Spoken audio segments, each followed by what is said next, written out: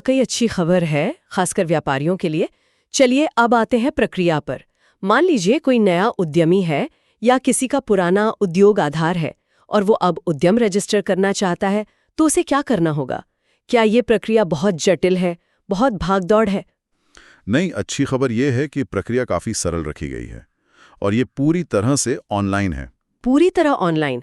मतलब किसी सरकारी दफ्तर के चक्कर काटने की जरूरत नहीं? बिल्कुल नहीं, बस कुछ चीजें तैयार रखनी होंगी और आप घर बैठे या अपने ऑफिस से ही ये कर सकते हैं। तो कहाँ से शुरू करना है? सबसे पहले आपको आधिकारिक उद्यम रजिस्ट्रेशन पोर्टल पर जाना होगा। एड्रेस है udyamregistration.gov.in। udyamregistration.government.in। ये ध्यान रखना जरूरी है कि .government.in वाली ही साइट हो। हाँ, बिल्कुल।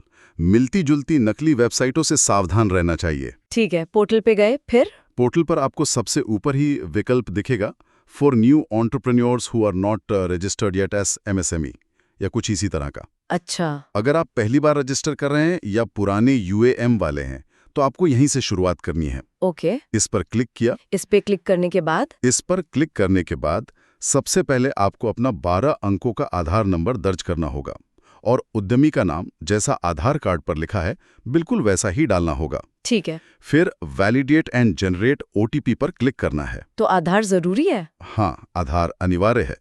इसके बाद आपके आधार से जुड़े मोबाइल नंबर पर एक OTP आएगा।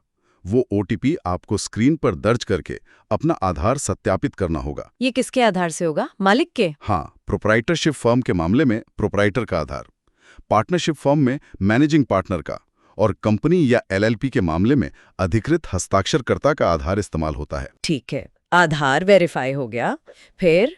आधार सत्यापन के बाद